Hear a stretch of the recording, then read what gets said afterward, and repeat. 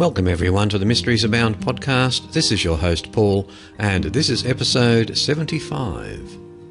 This episode is entitled, Are Grimm's Fairytales Too Twisted for Children? But first up this week, an article from the unmissed3.blogspot.com website.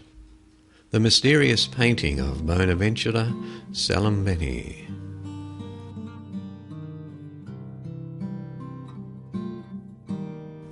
In 1595, Italian artist Bonaventura Salimbeni was commissioned to produce a painting for the right-hand altar of the Church of St. Peter at Montalcino, located within a few miles of Florence. He was a member of a prominent family of artists from nearby Siena, and the goal of his commission was that his work be completed for the Christian Jubilee year of 1600. According to the message accompanying his signature, Salimbeni's painting was finished right on schedule. What immediately catches a viewer's attention, however, is something pictured in among the Trinity members that to modern eyes seems very familiar, but not from the right time period. The first impression is that it looks exactly like a spheroid satellite, with two antennae, something akin to the old Russian Sputniks or American Vanguard orbiters of the late 1950s. But what is it actually supposed to be? Ventura di Arcangelo Salimbeni, also later called Bevilacqua, the 20th of January 1568 to 1613, was an Italian Mannerist painter and printmaker, and among the last representatives of a style influenced by the earlier Sienese school of Quattrocento Renaissance. Salimbeni was born in Siena. He studied painting together with his half-brother Francesco Vanni under their father Arcangelo Salimbeni in his native Siena.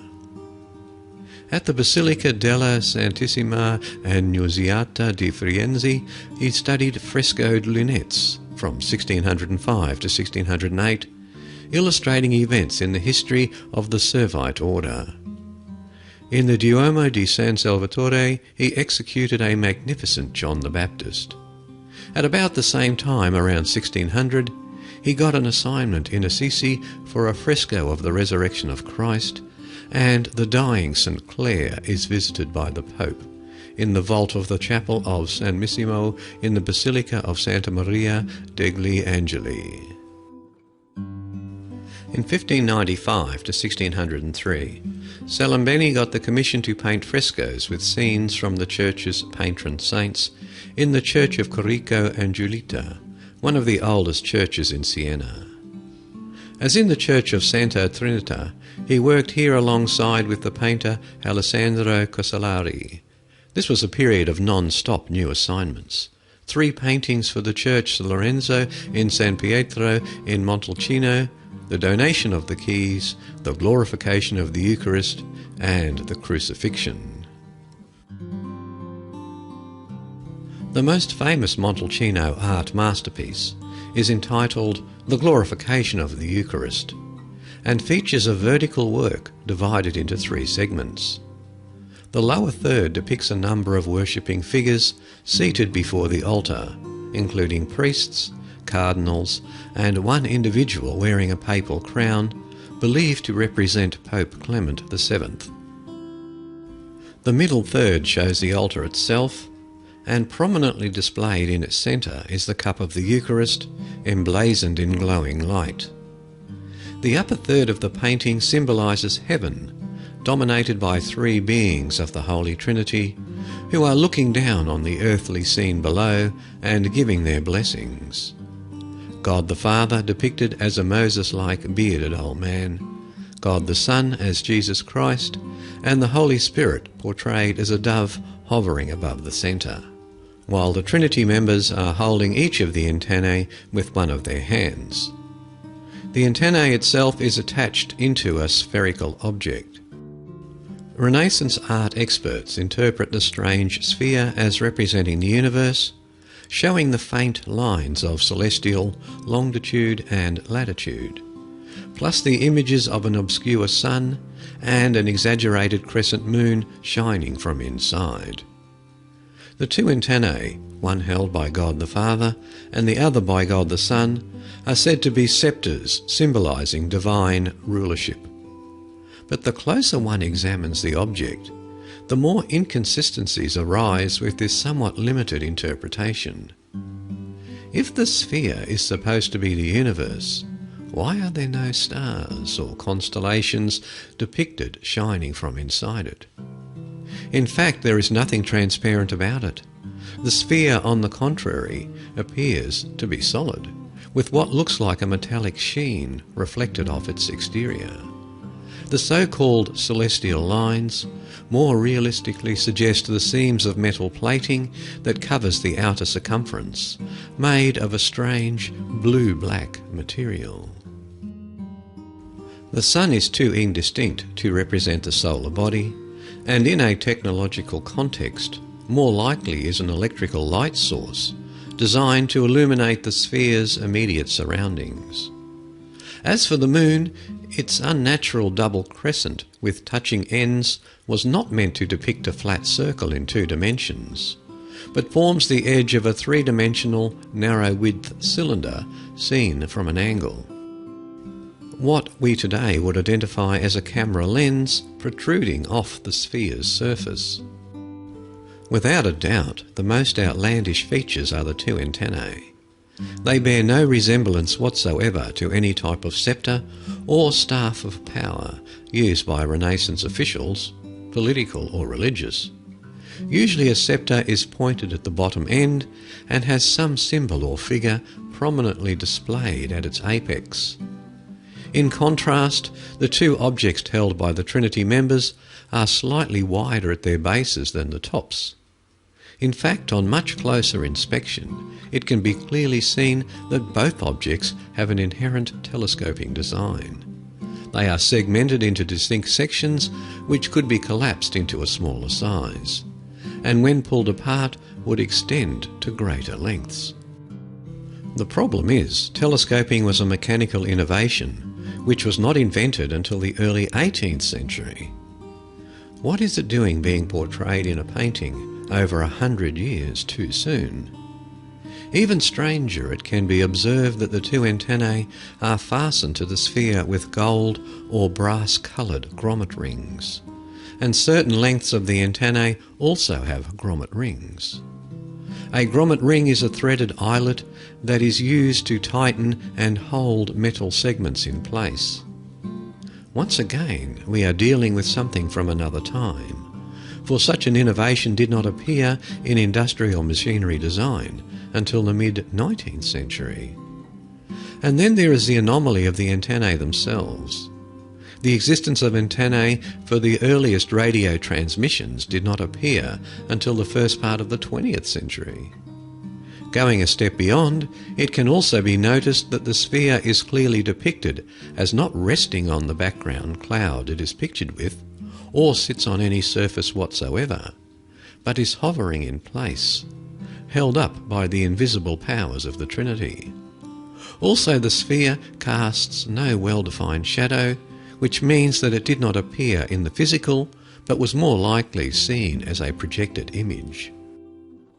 Ufologists and ancient astronaut theorists have been quick to seize upon this out-of-place object as being proof of an extraterrestrial visitation, possibly a spaceship seen by the artist.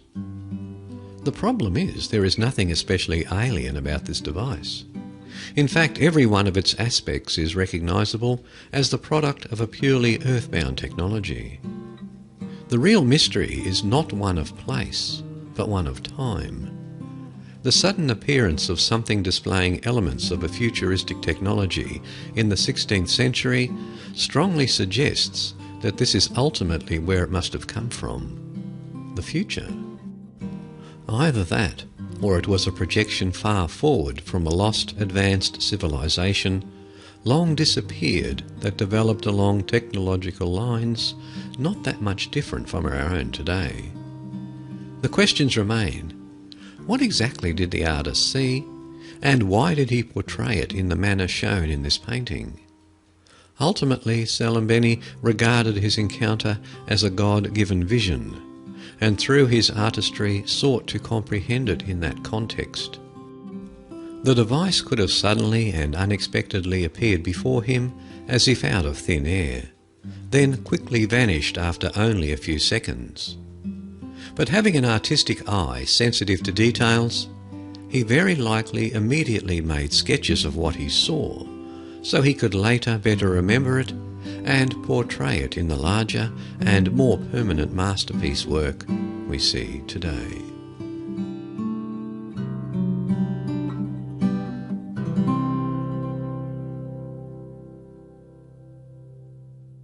And if you'd like to see a close-up image of the sphere, just visit the show notes at www.origins.info.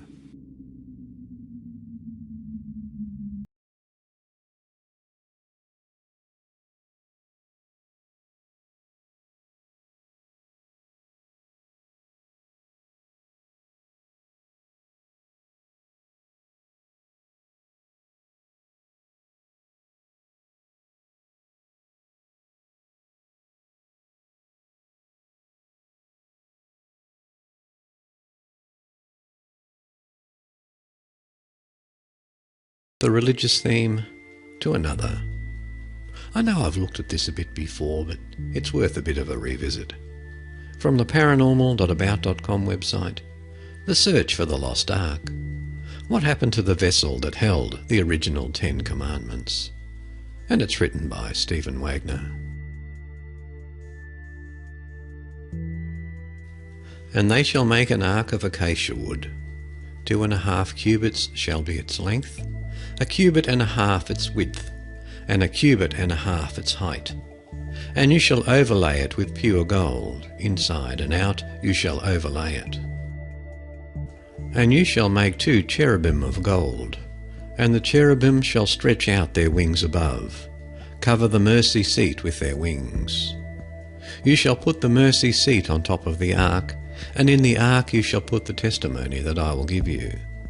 And there I will meet with you, and I will speak with you from above the mercy seat, from between the 2 cherubim which are on the ark of the testimony, and everything which I will give you in commandment to the children of Israel.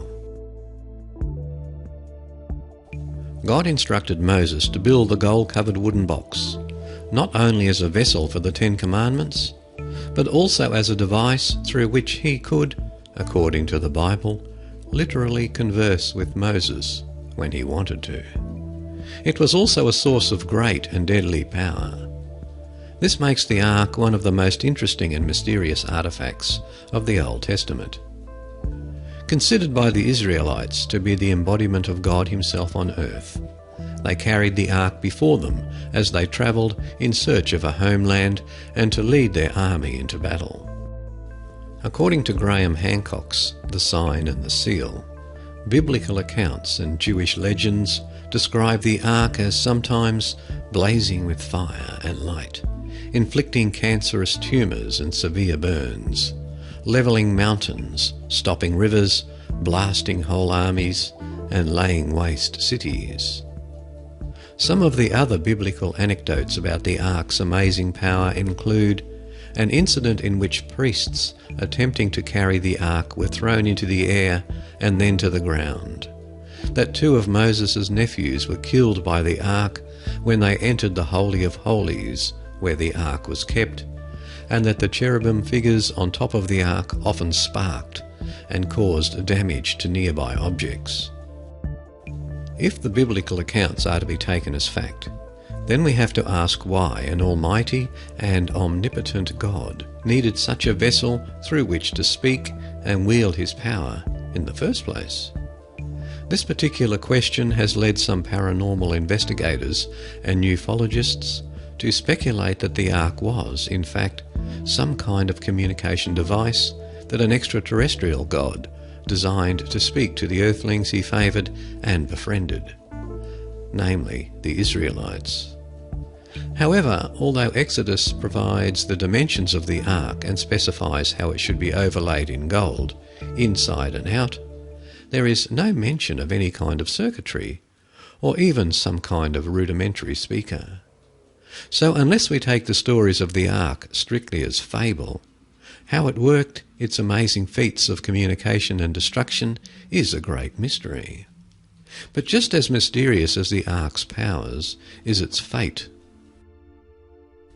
Built by Moses and his artificer Bezaleel around 1250 BC, the Ark is mentioned off and on in various books of the Bible. Then, somewhere in the time period between the 10th and 6th centuries BC, the references to it end. It is simply not mentioned again. There is no indication of where it was kept, where it went, how it was hidden. Nothing. Besides providing a great premise for the first Indiana Jones film, Steven Spielberg's Raiders of the Lost Ark, the Ark has inspired many modern-day archaeologists and religious organisations to search for its present location, not knowing whether or not, of course, that it still exists. Astonishingly, some Ark hunters have claimed recently that they have found the long-lost Ark, or at least know where it currently resides. And they don't all agree. In the film Raiders of the Lost Ark, swashbuckling archaeologist Indiana Jones locates the long-missing Ark of the Covenant in a snake-filled well of souls.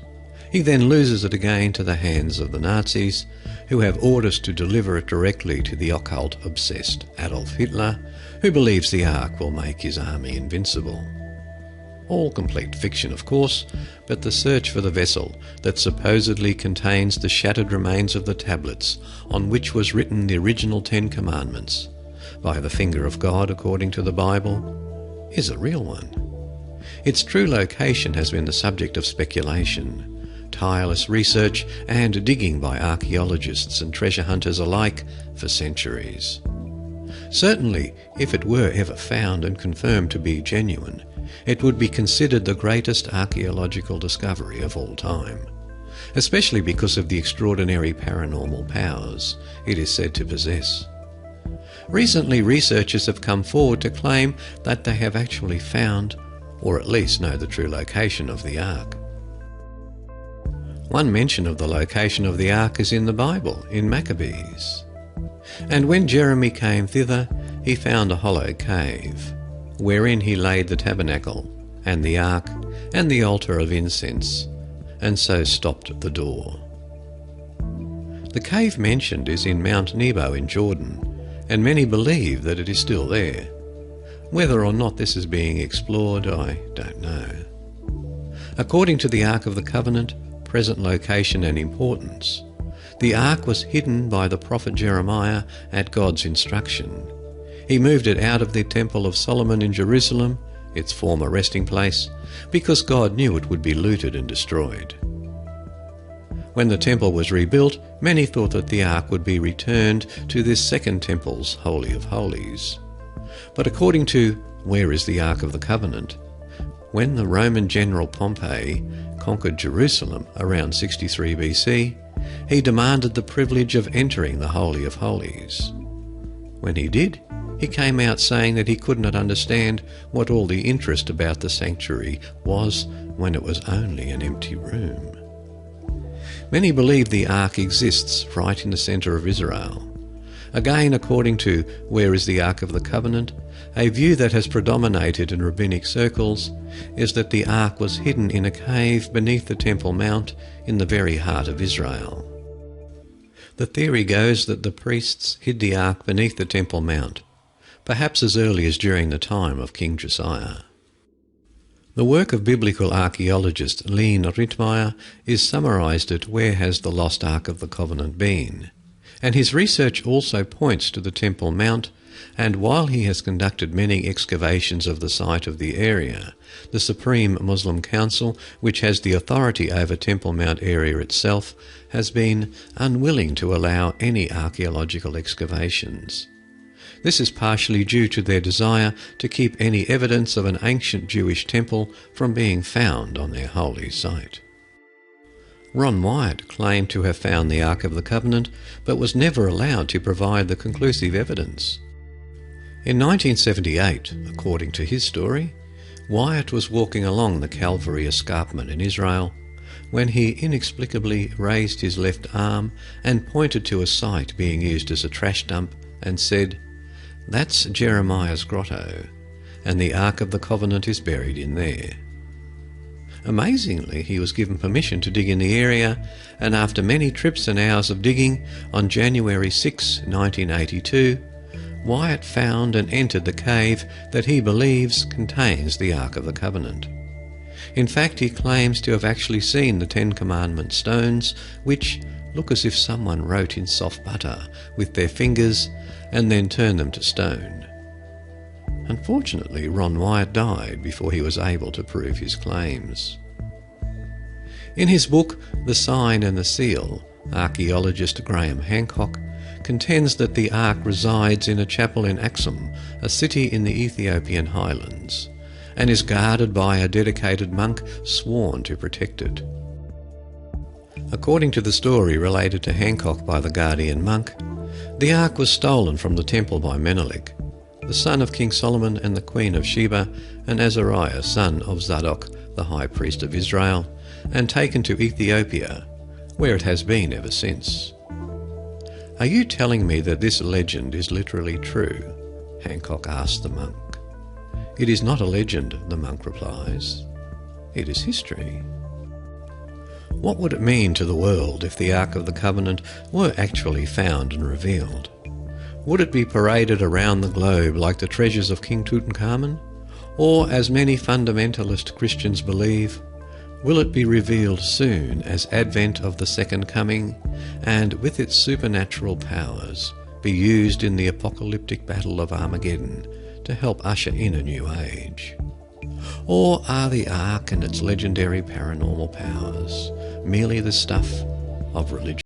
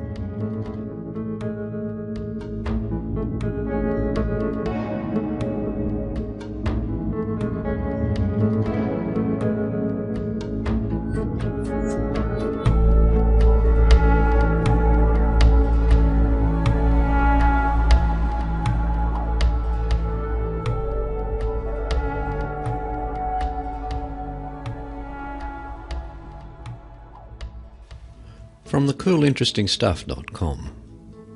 Alien satellite. Black Knight orbiting Earth. The alien satellite named the Black Knight has been kept secret for almost 80 years since it was first discovered. A number of sightings of the unexplained satellite have been reported by government agencies over the decades, and reports confirm unknown origin from the US, Russian and European space agencies. NASA has images available on its website, which are clearly proof of its artificial origins. Monitoring stations around the world report strange, irregular signal transmissions from the object. These reports have been confirmed by the Muchia Australian satellite company responsible for monitoring space junk this year. Also claims that the broadcast signals have been monitored not only by the USA, Soviet Union, but also other countries such as the UK, China, Sweden remain unproven. Its discovery is perhaps one of the biggest modern mysteries ever, and is being kept a secret. Why? The artificial satellite has caused major media interest since the late 1950s, and it has become one of the most talked about objects in space. First thought to be a Russian spy satellite, the Black Knight has gripped the interest of the US secret agencies.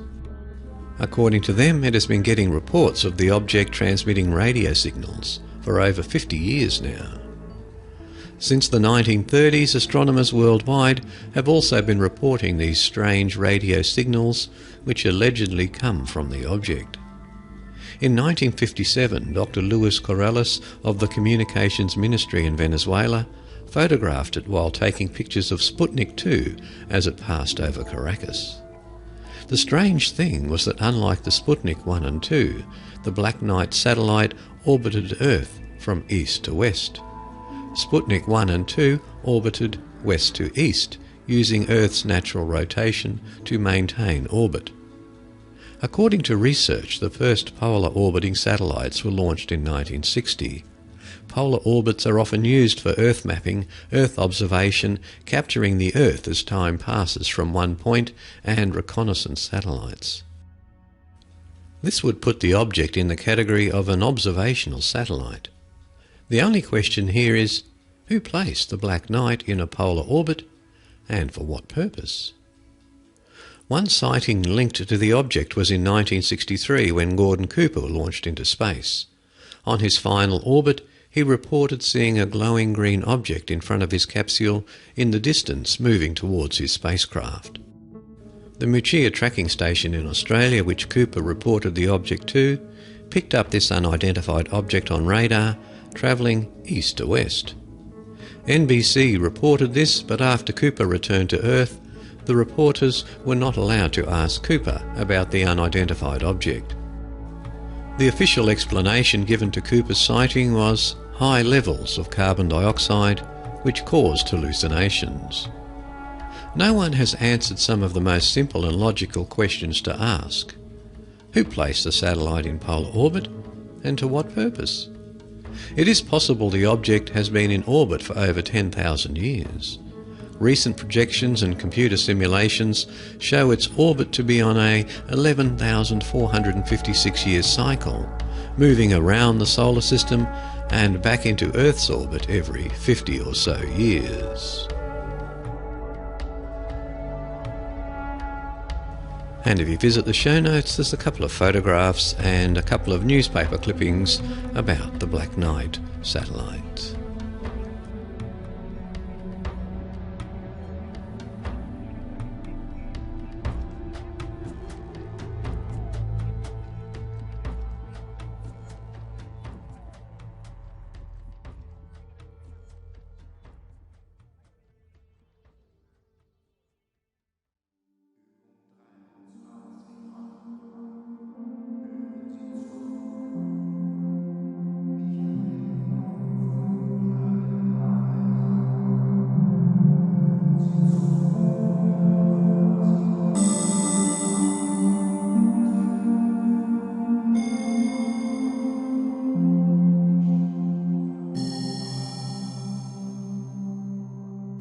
Conspiracy theorists, start your engines. On the windblown steppes of Central Asia, in an isolated corner of Kazakhstan, there's a large pentagram etched into the Earth's surface. And now an archaeologist has revealed the source of the mysterious structure.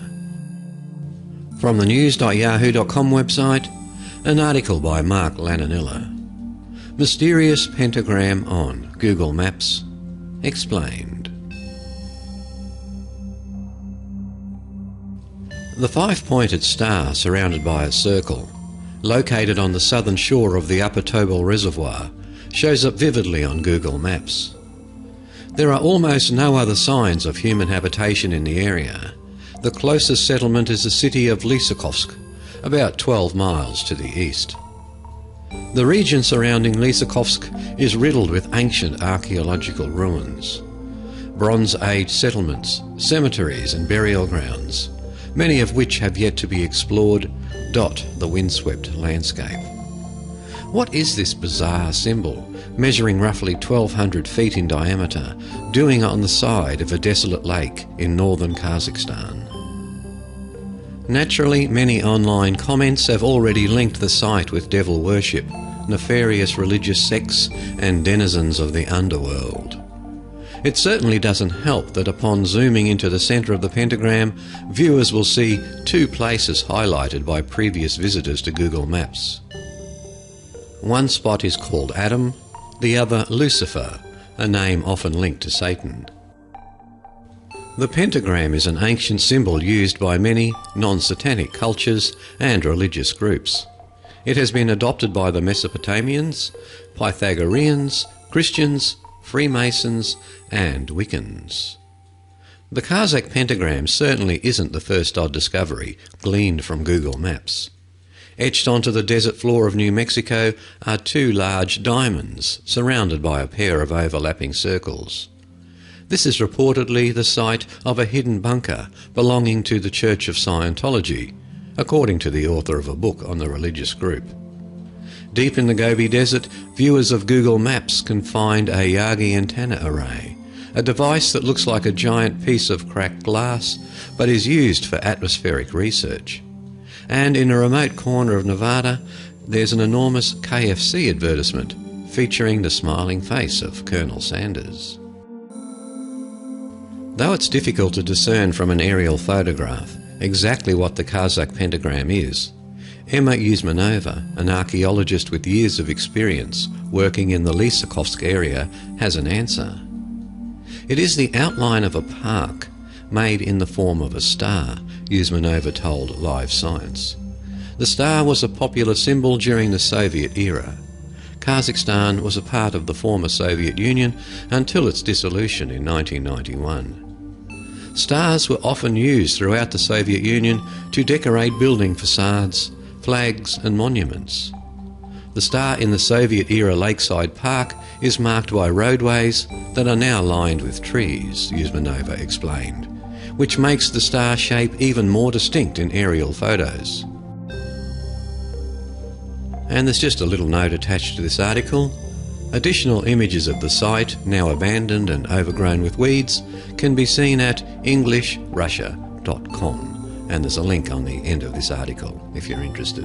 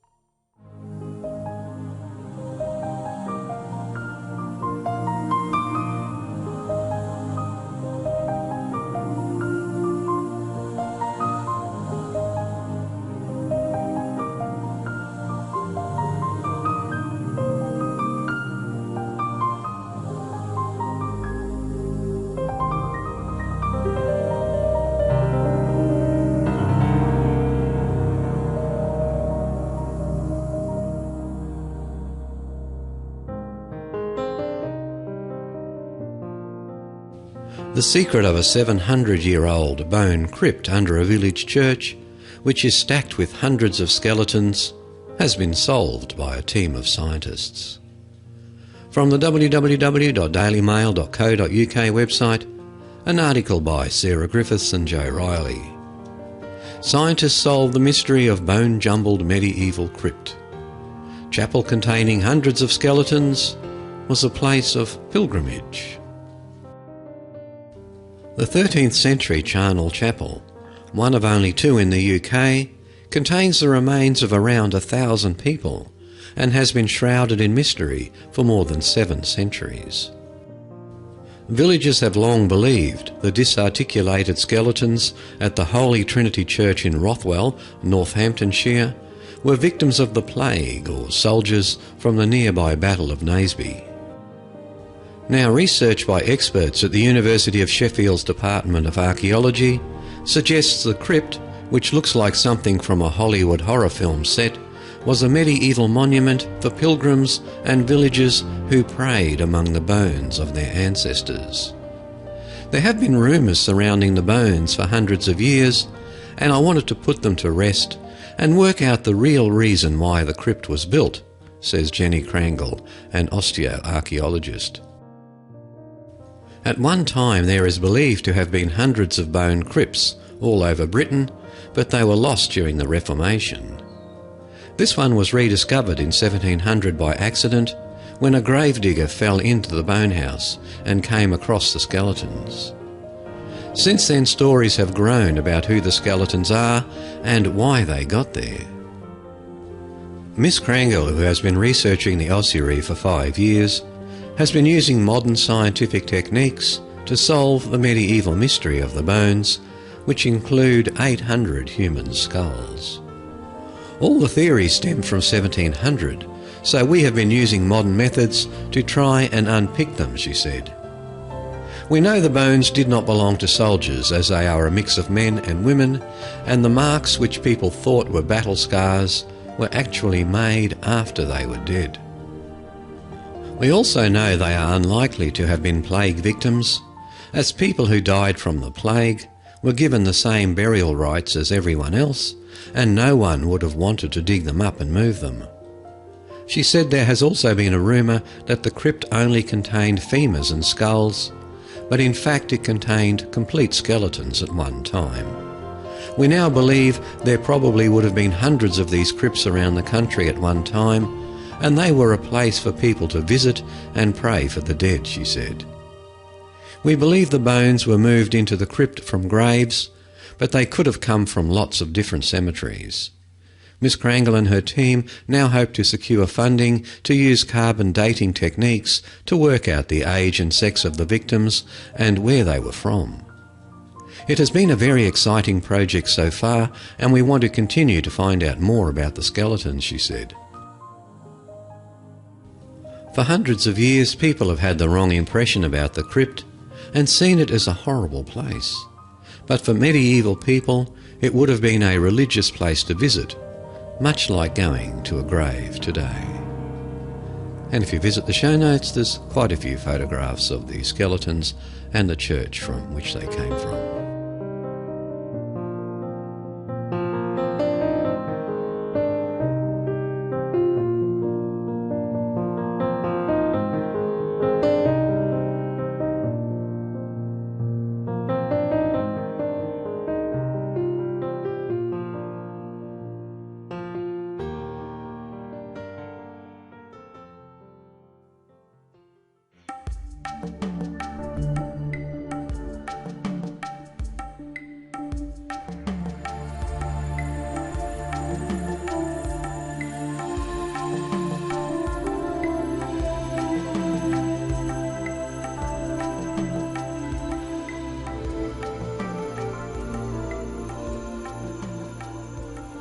Solving the mystery of how 900-year-old African coins ended up in remote Australia could not only recast the history of foreign contact down under, but shed light on Aboriginal rock art. How the ancient Kilwa coins, believed to date from about 1100, came to be discovered on the Wessels Islands off the Northern Territory in 1944 has long posed questions about foreign visits to far-off Australian shores.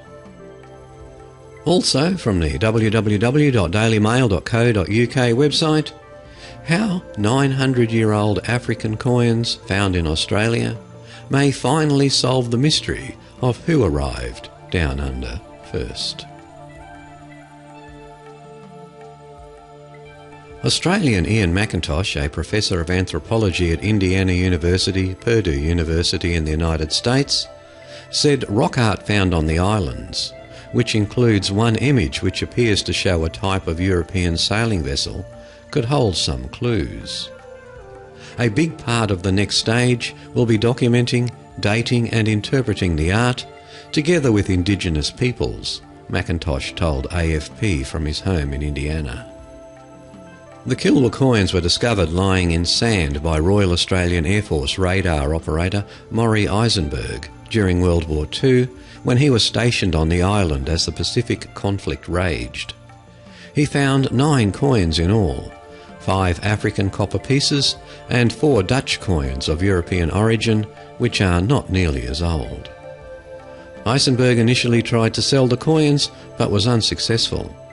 He put them away for decades, and it wasn't until 1979 that he sent them to a museum for identification, along with a map showing where he had found them. McIntosh said there were several theories on the coins, including that they were washed ashore after a shipwreck. European sailors are known to have sailed the coast of Australia in the 1600s, but it wasn't until Captain Cook landed in Sydney's Botany Bay in 1770 that the British laid claim to the country. The coins, believed to have originated in the medieval Sultanate of Kilwa, an area which is now in Tanzania, have led to speculation that parts of northern Australia were visited by other mariners from as far away as the Middle East and Africa. As Mackintosh wrote in a recent paper for the journal Australian Folklore, in terms of the chain of events in the discovery, the argument for the involvement of Kilwa traders and also the Portuguese is quite compelling. He notes the sea route from Kilwa in East Africa to Oman, and then on to India, Malaysia and Australia's close neighbour Indonesia, was well established by the 1500s and probably for many hundreds of years before that. Mackintosh said a number of his team felt the coins had simply been washed ashore, but admitted we're still toying with a whole bunch of ideas here. The academic said one explanation could be that a known Indonesian, a shipwreck survivor who lived his life on the Wessels Islands, could have brought the coins to the area. The coins, he speculates, may have represented this man's worldly wealth. Mackintosh said an expedition he led in July to the site where the coins were discovered, which involved an intensive search in the harsh terrain, had not uncovered any further coins. Over the past couple of years, we've developed a whole series of hypotheses to explain how these coins might have got from East Africa to northern Australia, he said. The whole point of this initial site survey was to try and get enough evidence to push us in particular directions. What the researchers did uncover was the Aboriginal rock art and some potential evidence of shipwrecks, a not unlikely proposition given the dangerous reefs off the islands in the form of a 6-foot piece of timber from a boat. Mackintosh said the scientists would work with Indigenous people to look at the art and see whether it matches any known ship types, adding that there were multiple stories of interaction in the past with different people, black and white from somewhere else, not Aboriginal. For now, the mystery remains. These coins probably remained in circulation for a couple of hundred years, but only in the vicinity of East Africa. Beyond that, they didn't have value, Mackintosh said, adding that other coins of this type have only been found in Zimbabwe and Oman. Nowhere else in the world have they been found except for northern Australia, said Mackintosh. Very unusual. That's had everybody puzzled.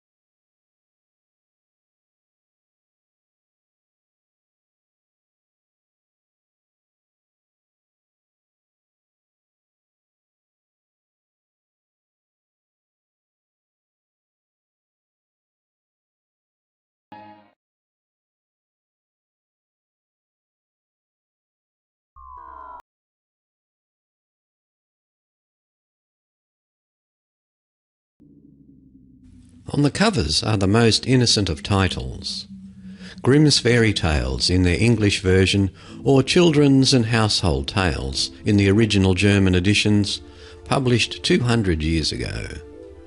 Nice tales for children. But behind the safe titles lie dark stories of sex and violence, tales of murder, mutilation, cannibalism, infanticide and incest, as one academic puts it. They are far from anything we might imagine as acceptable today. If they were a video game, there would be calls to ban them. From the www.bbc.com website, an article by Stephen Evans. Are Grimm's Fairy Tales too twisted for children? Jacob and Wilhelm Grimm were writing in a different world. They lived in the town of Kassel in Germany and studied law and language, as well as writing more than 150 stories, which they published in 2 volumes, between 1812 and 1814. Some stories have fallen out of favour, but some, Red Riding Hood, Cinderella, Hansel and Gretel, Snow White, seem eternal. They have morphed into countless adaptations. Disney Disneyfied them, and new filmmakers and novelists continue to rework them. Comics from Japanese manga to the erotic and adult depict the characters of the Grimm brothers' tales. But even in their original, they are far from saccharine, according to Maria Tata, Professor of Germanic Folklore and Mythology at Harvard University. These tales are not politically correct. They are full of sex and violence. In Snow White, the stepmother asks for the lungs and liver of the little girl. She's just 7 years old, and she's taken into the woods by the huntsman. That's pretty scary. And then the evil stepmother is made to dance to death in red-hot iron shoes. In Cinderella, you've got the stepsisters whose heels and toes are cut off. These tales of gore and sexuality, John Updike called them the pornography of an earlier age, are still going strong. I can't even keep track of the number of new versions of Snow White, says Professor Tata. And these aren't just Disney productions. You have filmmakers making very adult versions of the fairy tales, drawing out the perverse sexuality of some of these tales. They are tales of right and wrong. They are clear morals to be drawn. Deception and dishonesty are punished. Honest hard work is rewarded. Promises must be honoured. Beware of strangers, and especially the forest. But that can't be the enduring appeal. Moralistic lectures never entertained anyone, but gory tales of suspense are a different thing. They do have an eternal following. As Professor Tata puts it, they give us these what-if scenarios. What if the most terrible thing that I can imagine happened? But they give us these scenarios in the safe space of once upon a time. I'm going to tell you the story, and I'm going to show you how this hero or this heroine manages to come out of it alive. And not just alive, but also happily ever after. It's clear that many children love the gory bits, and it's clear that many parents don't. A survey last year found that many reported that their children had been left in tears by the gruesome fate of Little Red Riding Hood. Some parents wouldn't read Rumpelstiltskin to their children because it was about kidnapping and execution. And many parents felt that Cinderella was a bad role model for daughters because she did housework all day. Some pop culture's versions of the tales have sugar-coated their more unpalatable aspects. It's true that the Cinderella made by Disney in 1950 is a work of schlock. The titles of the song, A Dream is a Wish Your Heart Makes, Bibbidi Bobbidi Boo, and Sweet Nightingale give the flavour. But Disney's older animated versions of Grimm's fairy tales are much darker. In Snow White, which was made in 1937, says Professor Tata, the wicked queen goes down into the basement where she's got a chemistry set which she's going to use to turn the apple into a poisoned apple. There are ravens down there and skulls and mystery dusty tomes. And then she transforms herself into an old hag. She goes from the fairest of all to the ugliest of all. I think that's really an adult moment which enacts our anxieties about ageing. First her voice changes, then her hands begin to change, and there she is, a decrepit old woman. I think Disney picked up on the scariness of fairy tales as something which appeals to both children and adults. You get a flavour of these debates and nuances in the town of Kassel in Germany at the moment. It's where the two brothers grew up and lived in the same house. Wilhelm married Henriette, Jacob single until his death. There have been productions of some of the tales in the Botanical Gardens and a thought-provoking exhibition in the city's Dokumentarhall. It displays the original publications of the tales and the dictionaries and other works produced by the brothers. But the most interesting exhibits are the ones designed to make people think. There are videos of glossy perfume adverts featuring a radiant little Red Riding Hood taming the wolf with her fragrance. There is a section marked "No Access for Minors," where, behind a thick curtain, you can read the most violent extracts from the tales through slits in the wall. One of the curators, Louisa Dench, said these extracts show that good triumphs over evil and that the bad get punished. There are clear choices. There is good and there is bad. And you know what's good and what's bad, and there's no question about it. And that's very understandable for children. It's very clear, and good always wins. That's important. She thinks the secret of the enduring appeal is that much is left to the imagination.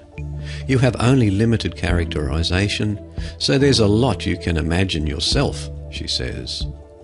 If someone reads them to you, your mind can build up its own picture. That's part of the magic. It's a magic based on fantasy, and that may be what protects the tales from the unmitigated wrath of parents. Children, some children, do seem to like the darkness of horror, but perhaps not if it becomes too realistic. Some parents feel uneasy about tales for children where a child's hands are cut off, the girl without hands, or where a man is pushed down the stairs, the story of the youth who went forth to learn what fear was. But children know it's fantasy. Their fantastical darkness may have protected today's video games from the wrath of tougher laws. 2 years ago, the Supreme Court of the United States struck down a lower court's ruling that video games should be banned. Justice Scalia ruled that depictions of violence have never been regulated. Grimm's fairy tales, for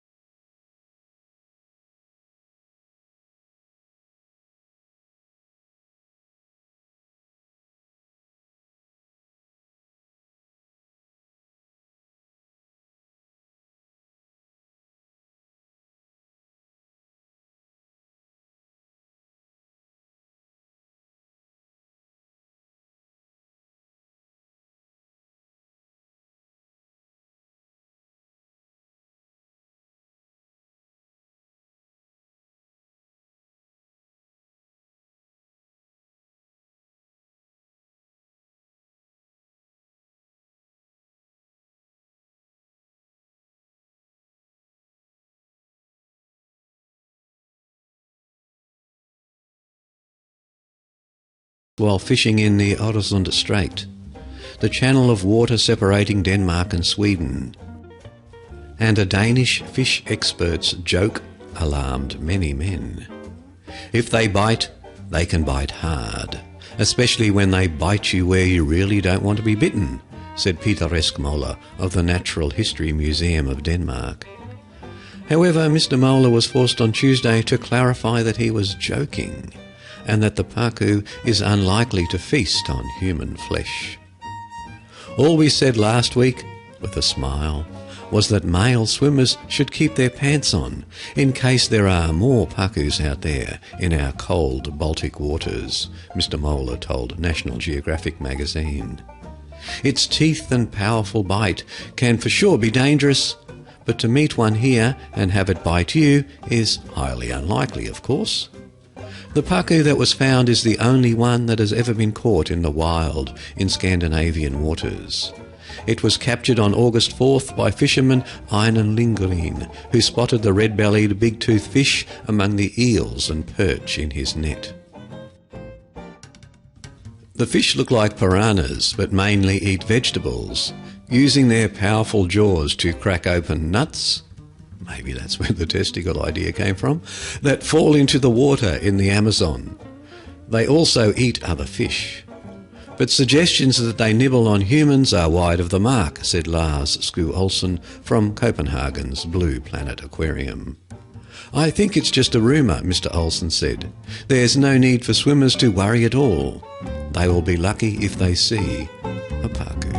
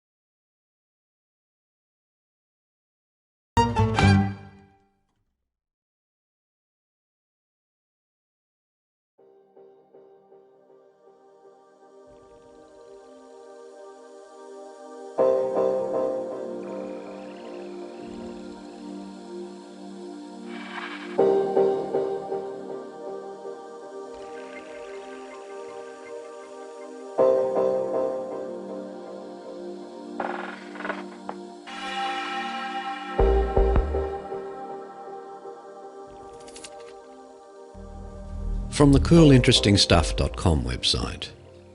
Did giants really exist? Giants are one of two things. Either they are a race of humanoid beings, much larger than humans, that lived around the dawn of man, or they are just very tall people. We know the latter to be real and still very much the case for some unfortunate people with a rare disease known as gigantism. As for the former, there are some written and some oral legends of their existence. Some say there is even hard proof in the form of remains. One of the earliest accounts of giants occurs in the Genesis portion of the King James Version of the Old Testament. This mention of ancient giants largely accounts for modern belief that ancient giants existed. In Genesis 6:4, in the KJV version of the Old Testament, it says, "There were giants in the earth in those days, and also after that, when the sons of God came in unto the daughters of men, and they bare children to them. The same became mighty men, which were of old, men of renown."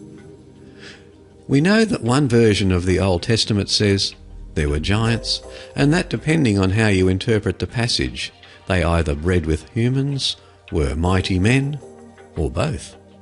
This verse clearly sets the sons of God and daughters of men apart from the giants. It does not say they were giant sons of God and daughters of men. However, it is still unclear whether giants were a different race or whether they were just considered different because of their stature. Furthermore, it does not really say much of their stature. Just how big were these giants of Genesis? Note, there are several translations of this text, all quite different. Some hint that the sons of God are not humans, but perhaps some other godly creatures.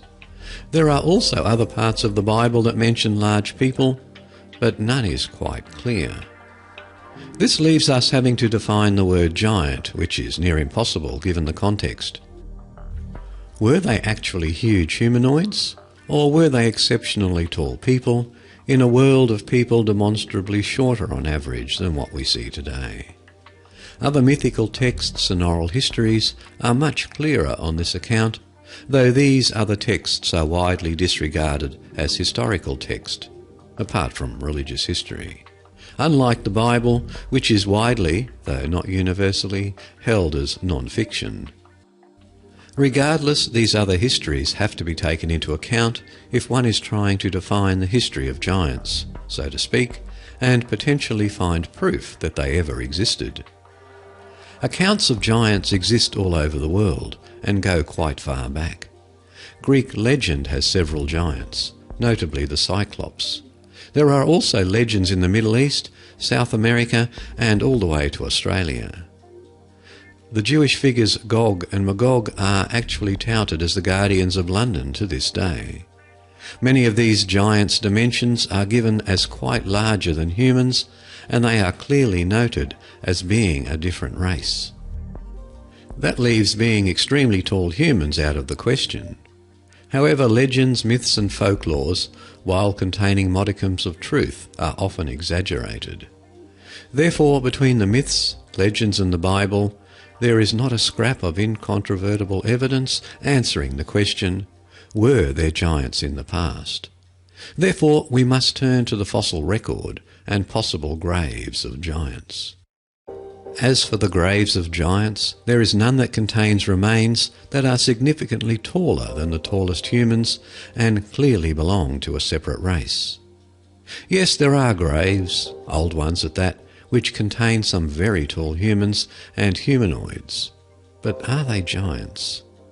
Well, they could be biblical giants, as they could be just about anything humanoid and tall. But they certainly do not belong to legends that speak of giants larger than even the tallest of humans. There are tombs in Sardinia known as giants' graves. They are not the graves of giants. That is simply the name for the type of tomb, so there may be some confusion there. Several photos exist on the internet of people excavating the graves of giants. Sadly, these are not evidence. Nearly one and all are proven hoaxes. They depict skeletons next to humans and machinery that are of such great proportion they would tower over a home. As far as we can tell, no such creatures ever existed. Hoaxes regarding giant graves are no new phenomenon. In 1869, a man named George Hull staged the discovery of a mummified giant in Cardiff, New York. He had a fake 10-foot mummy made to demonstrate the ludicrousness of blind faith. It worked.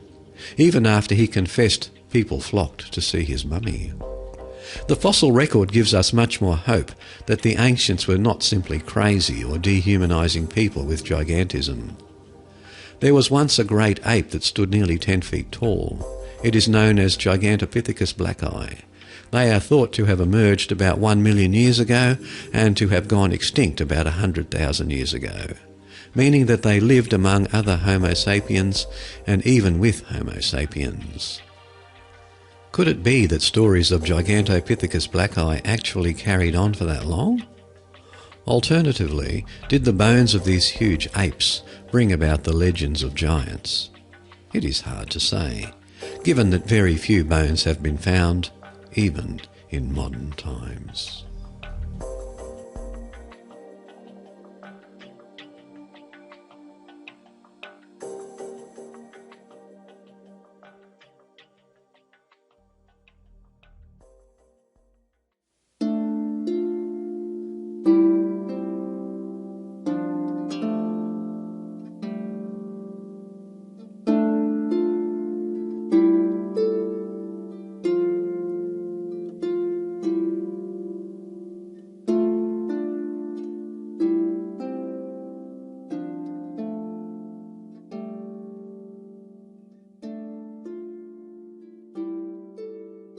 The music for today's podcast came from the musicalley.com. The bandwidth was provided by TalkShoe at www.talkshoe.com. The show notes are kept at the Origins podcast website, www.origins.info. And don't forget I have a Facebook page which will give you updates on the podcast when things have been released and if there are delays, reasons and things behind it. And that's at www.facebook.com/Paul Rexy, or just click on the Facebook link at the show notes. Now, of course, to finish the podcast, I traditionally do a paranormal tale, and why not change nothing? So, a paranormal tale by Nancy W. called The Haunted Safe House, and it's from the paranormal.about.com website.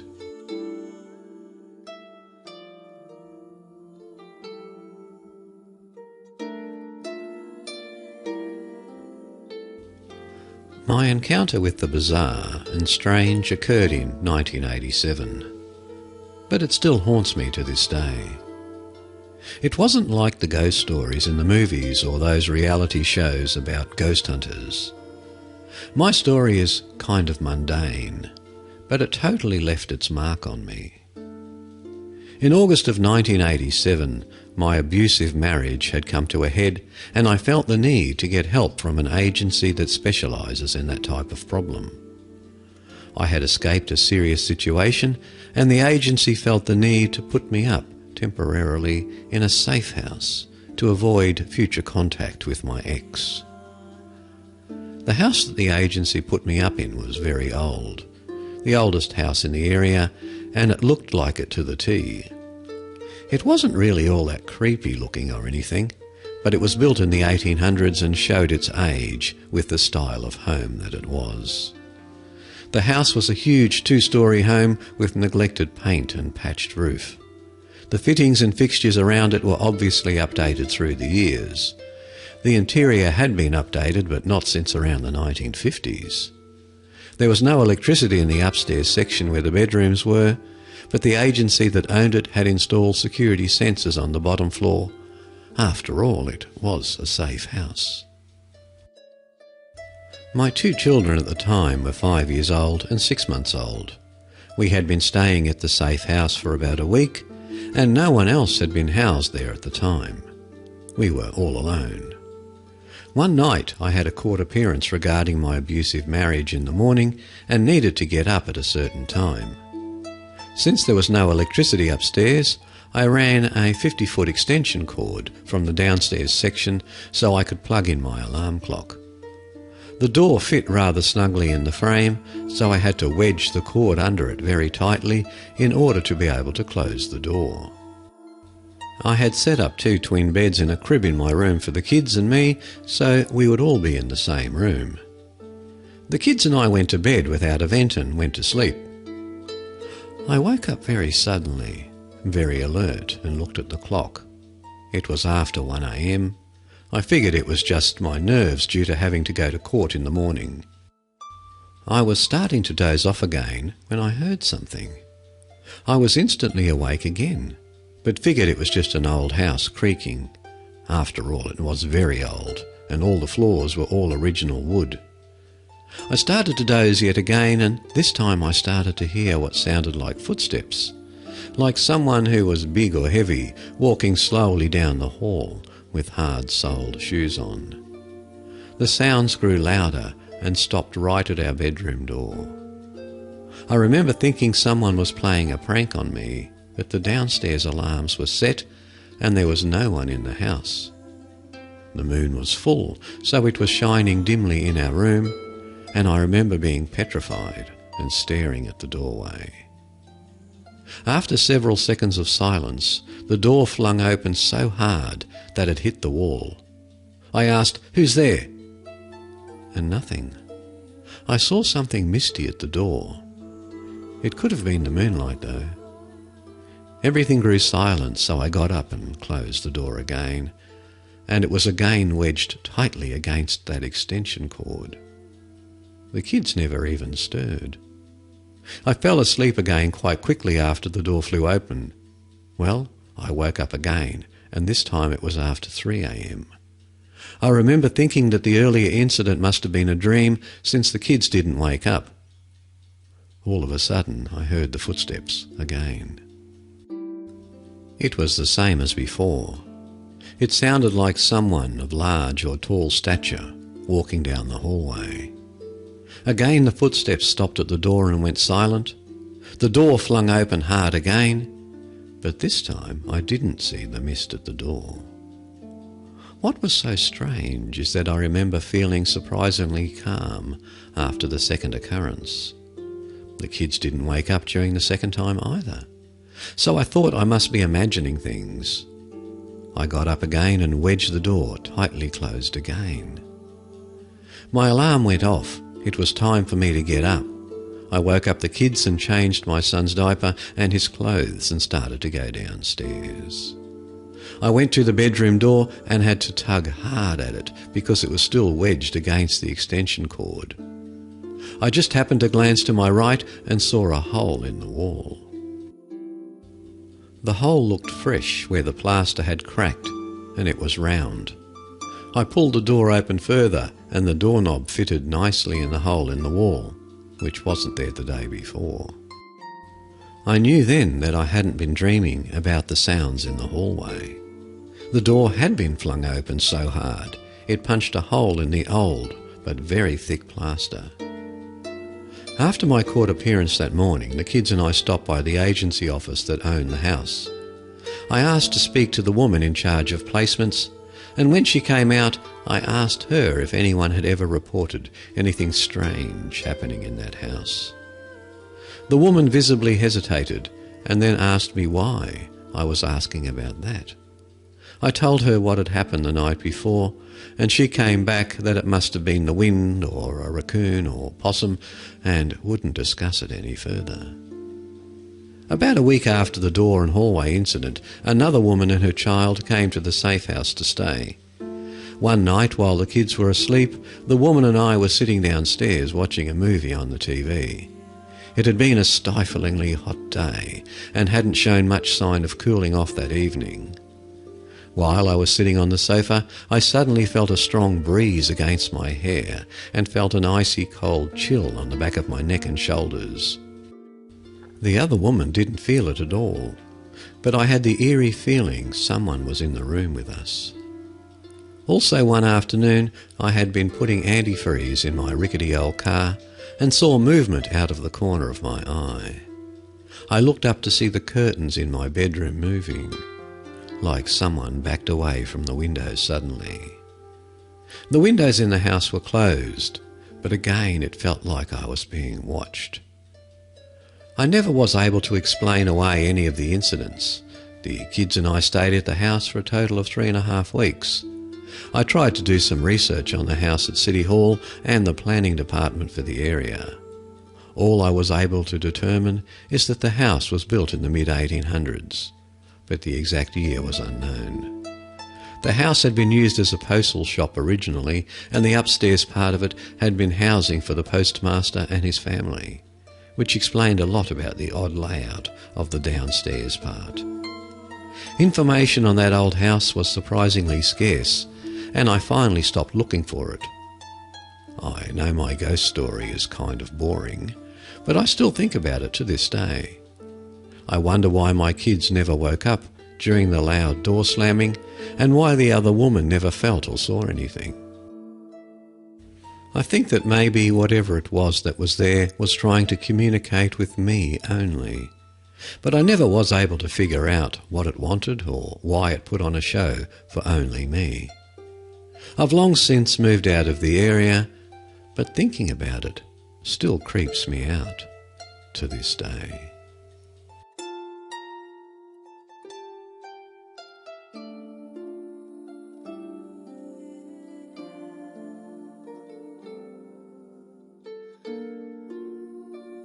Well, everyone, that concludes episode 75 of the Mysteries Abound podcast. Hope you enjoyed today's show. And until next time, whether it be the Origins podcast or another Mysteries Abound, this is Paul saying, keep well, everyone, and bye for now.